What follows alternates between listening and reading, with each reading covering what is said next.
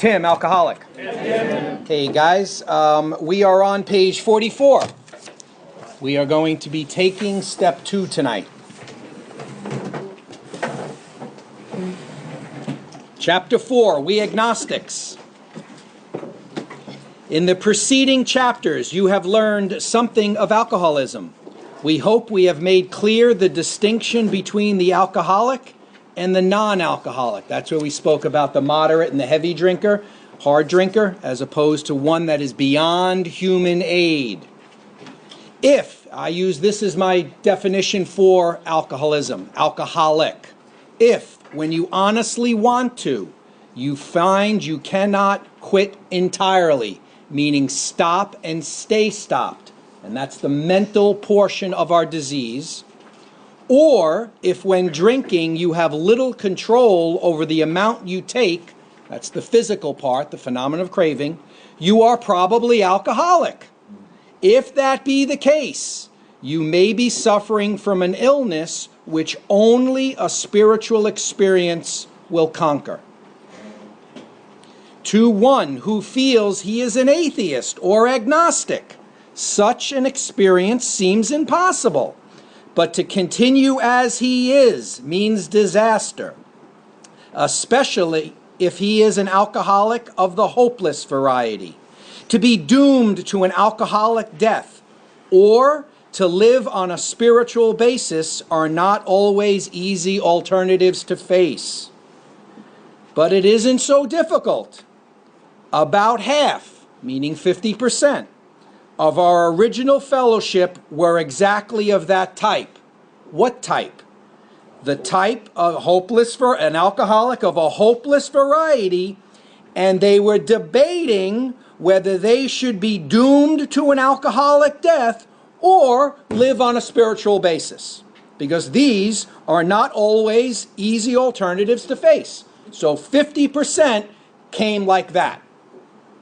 At first, some of us tried to avoid the issue, hoping against hope we were not true alcoholics, because if you're not a true alcoholic, you don't have to buy into the spiritual thing. Self-will will work.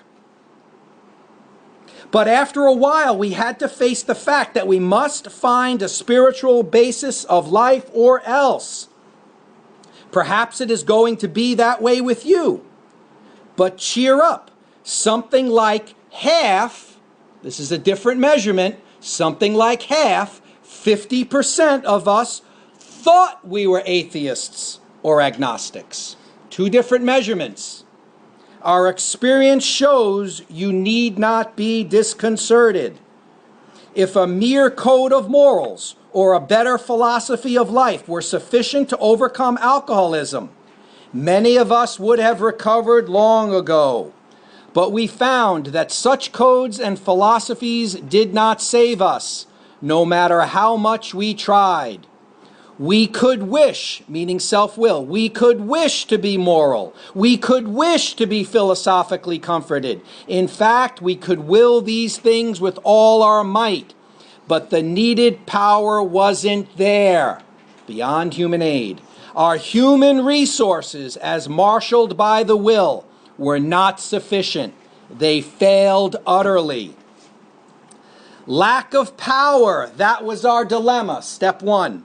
We had to find a power by which we could live, and it had to be a power greater than ourselves, step 2.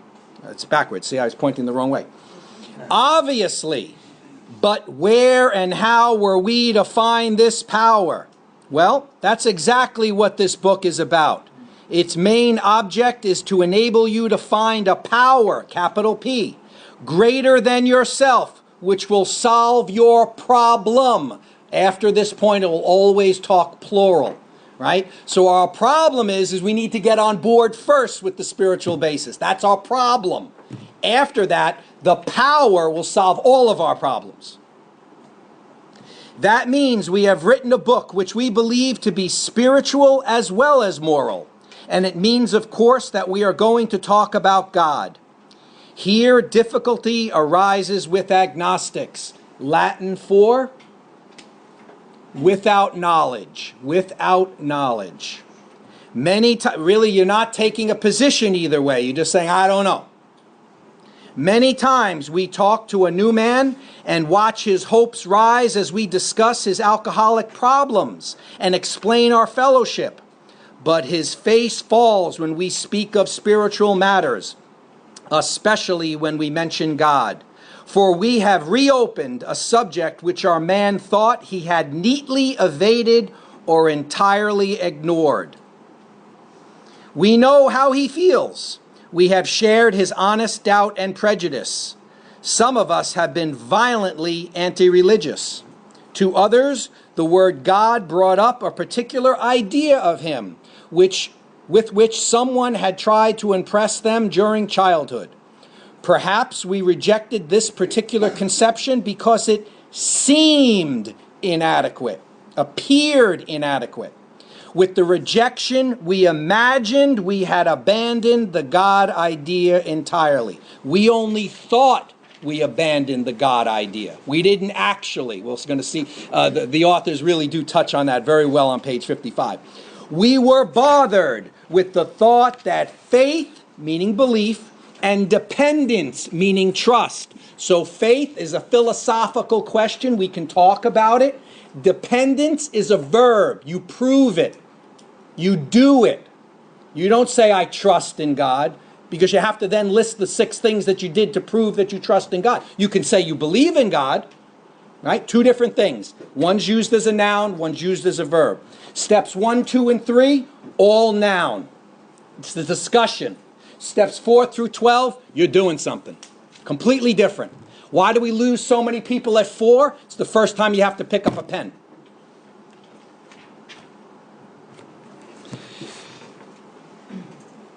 I don't know where I left off. The faith and dependence upon a power beyond ourselves was somewhat weak, even cowardly. We looked upon this world of warring individuals, warring theological systems, and inexplicable calamity with deep skepticism. We looked askance, meaning suspiciously. We looked askance at many individuals who claimed to be godly. How could a supreme being have anything to do with it all? And who could comprehend a supreme being anyhow? Yet, in other moments, we found ourselves thinking, when enchanted by a starlit night, who then made all this? There was a feeling of awe and wonder, but it was fleeting and soon lost. Yes, we of agnostic temperament have had these thoughts and experiences. Let us make haste to reassure you.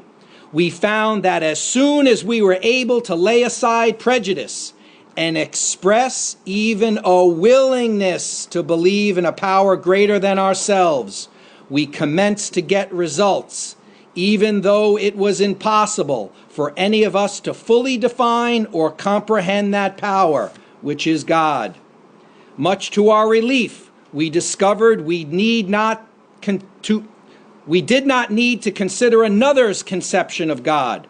Our own conception, however inadequate, was sufficient to make the approach and to effect a contact with him. As soon as we admitted the possible existence of a creative intelligence, a spirit of the universe, underlying the totality of things, we began to be possessed of a new sense of power and direction, provided we took other simple steps. So the possessed part is finding a purpose. The new sense of power is finding the purpose. And as long as we have an open-mindedness that this is possible, we will start the process. We found that God does not make too hard terms with those who seek him. To us, the realm of spirit is broad, roomy, all-inclusive, never exclusive or forbidding to those who earnestly seek. It is open, we believe, to all men, even if you claim to be an atheist. When, therefore, we speak to you of God, we mean your own conception of God. This applies, too, to other spiritual expressions which you find in this book, So I underline that, and I underline that because that will always remain the case. It's your conception. It's not the sponsor's conception. It's not what we were interpreting out of the book. It's your own conception. Whatever your own conception is, that's correct. You could never debate somebody on that. Do not let any prejudice you may have against spiritual terms deter you from honestly asking yourself what they mean to you. At the start, this was all we needed to commence spiritual growth, to affect our first conscious relation with God as we understood Him. Afterward, we found ourselves accepting many things which then seemed entirely out of reach. That was growth, but if we wished to grow, we had to begin somewhere. So we used our own conception, however limited it was. All right, for those looking for step 2 in the text here it is. We needed to ask ourselves but one short question. Do I now believe, or am I even willing to believe, that there is a power greater than myself? As soon as a man can say that he does believe, or is willing to believe, we emphatically assure him that he is on his way. It has been repeatedly proven among us that upon this simple cornerstone, a wonderfully effective spiritual structure can be built. Note, bottom of the page. Please be sure to read Appendix 2 on spiritual experience. Let's go ahead and do that. Page 567, if you're in a 4th edition. And then as soon as we read this, we're going to take the step together, whether you want to or not. Okay, spiritual experience. The terms spiritual experience and spiritual awakening are used many times in this book, which, upon careful reading, shows that the personality change, meaning the psychic change, sufficient to bring about recovery from alcoholism, has manifested itself among us in many different forms. Who here has not had a spiritual experience? That's right. Everybody who didn't drink today, that's a spiritual experience. That's a miracle. Because we're beyond human aid. Yet it is true that our first printing gave many readers the impression that these personality changes or religious experiences must be in the nature of sudden and spectacular upheavals. Happily for everyone, this conclusion is erroneous. In the first few chapters, a number of sudden revolutionary changes are described. Though it was not our intention to create such an impression, many alcoholics have nevertheless concluded that in order to recover, they must acquire an immediate and overwhelming God consciousness, followed at once by a vast change in feeling and outlook. Among our rapidly growing membership of thousands of alcoholics, such transformations, though frequent, are by no means the rule. Most of our experiences are what the psychologist William James calls the educational variety, because they develop slowly over a period of time. Quite often, friends of the newcomer are aware of the difference long before he is himself. He finally realizes that he has undergone a profound alteration in his reaction to life, that such a change could hardly have been brought about by himself alone.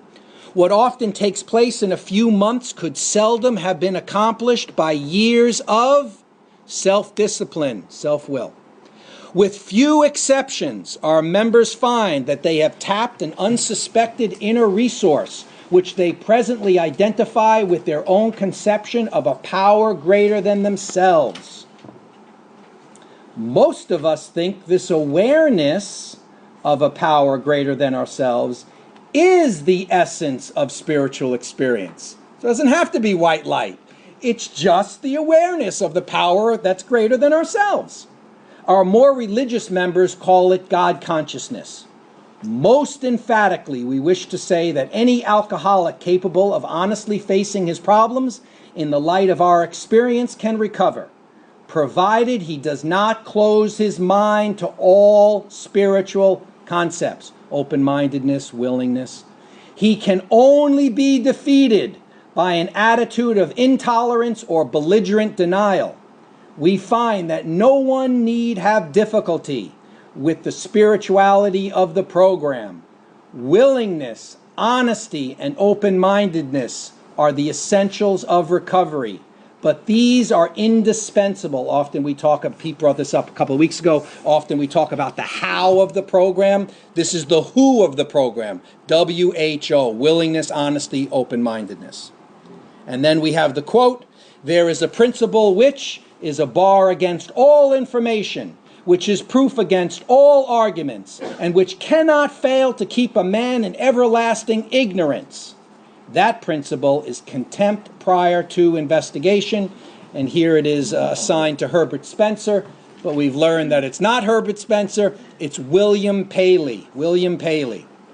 And this quote was in someone's story in a past edition, which had been removed. Someone decided it was a wonderful quote to leave in the book. They pulled out the quote.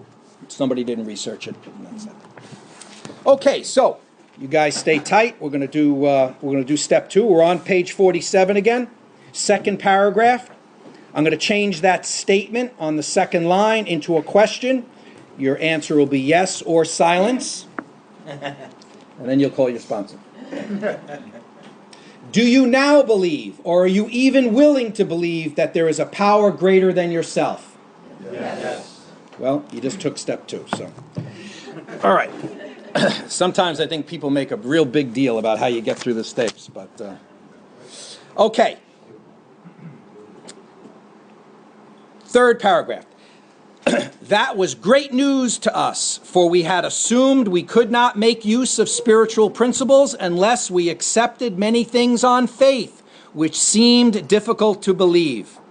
When people presented us with spiritual approaches, how frequently did we all say, I wish I had what that man has. I am sure it would work if I could only believe as he believes. But I cannot accept as surely true the many articles of faith which are so plain to him. So it was comforting to learn that we could commence at a simpler level. What's the simpler level? Merely being willing to believe. Besides a seeming, it appears, besides a seeming inability to accept much on faith, we often found ourselves handicapped by obstinacy, sensitiveness, and unreasoning prejudice. Those are all shortcomings. Many of us have been so touchy that even casual reference to spiritual things made us bristle with antagonism, which means hostility, right? This sort of thing had to be abandoned. For those of you who like to count musts in the book, that counts as one. Had to be abandoned, must abandon. Though some of us resisted, we found no great difficulty in casting aside such feelings. Why? Faced with alcoholic destruction, we soon became as open-minded on spiritual matters as we had tried to be on other questions. So the point they're making is you're forced into it through your bottom. You're forced, there's our gift of desperation. The gift is the fact that your circumstances, your situation is so hopeless and helpless that you are now faced with alcoholic destruction. It's your gift. Because that's what made you open-minded to the spiritual question. In this respect, alcohol was a great persuader. It finally beat us into a state of reasonableness. Sometimes this was a tedious process. In other words, the bottom got lower and lower and lower and lower, right? We hope no one else will be as prejudiced for as long as some of us were. And prejudice there means resist. Don't resist. Just follow the plan. The reader may still ask why he should believe in a power greater than himself. We think there are good reasons.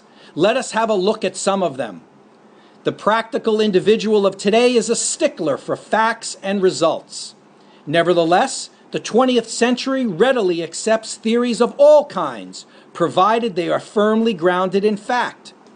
We have numerous theories, for example, about electricity. Everyone believes them without a murmur of doubt. Why this ready acceptance? Because of open-mindedness. Why this ready acceptance? Because of open mind. I'm not prejudiced against it. I think I hit that switch and the light's going to go on. I don't know how it works. I don't even care. So I don't debate it.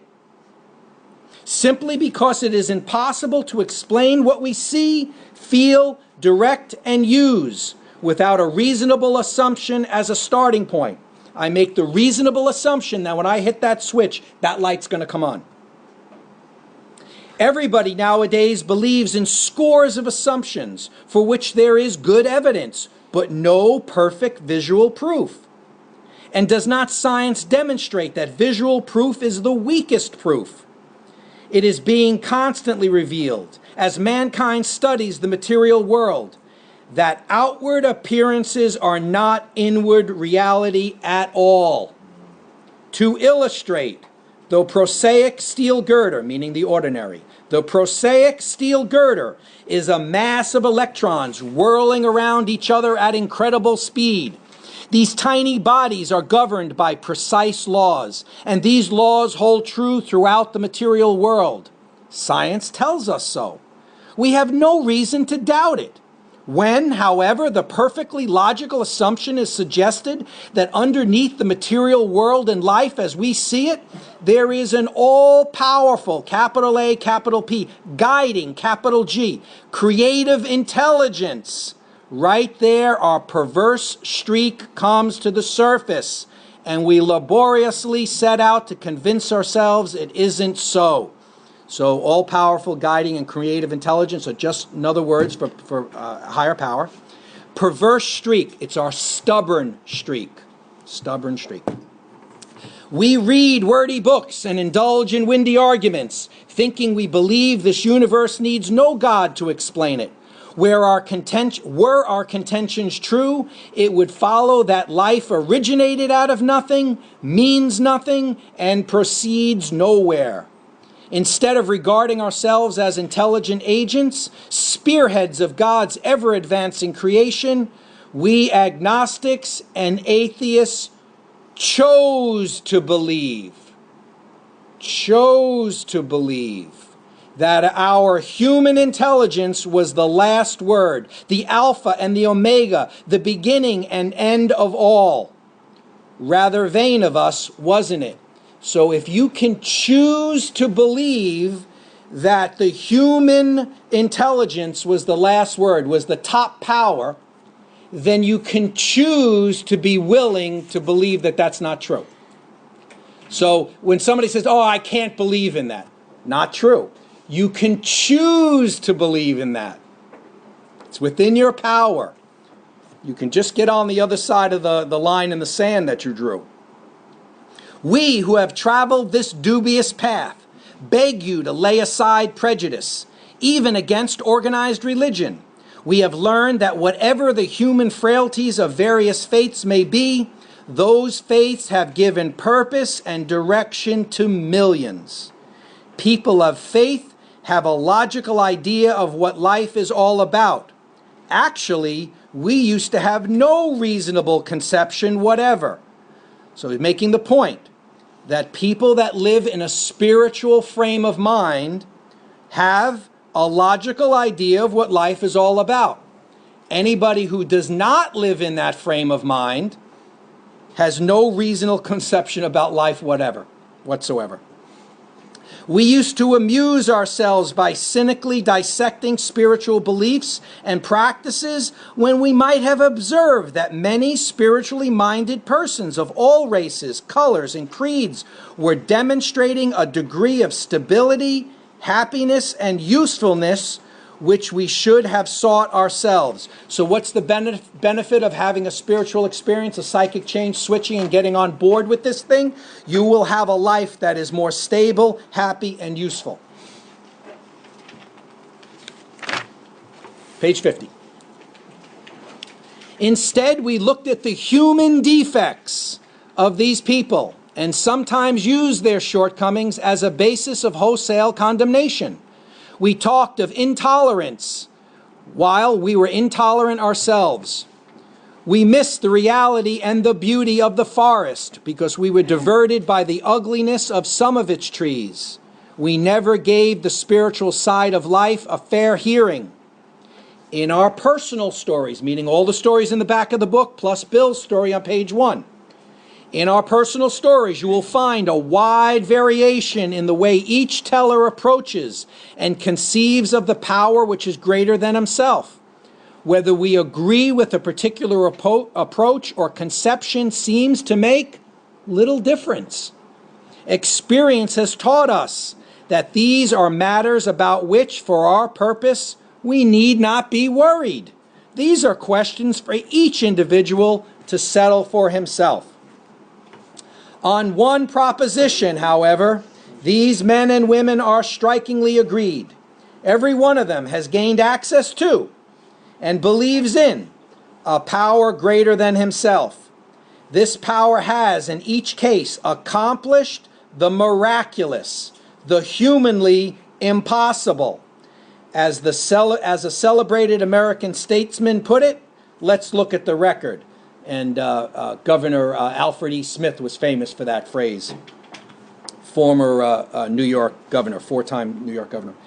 Here are thousands of men and women, worldly indeed. They flatly declare that since they have come to believe in a power greater than themselves, so that's step 2. They flatly declare that since they have come to believe in a power greater than themselves, step 2, to take a certain attitude towards that power, step 3, and to do certain simple things, step 4 through 12. There have been a revolutionary change in the way of living and thinking.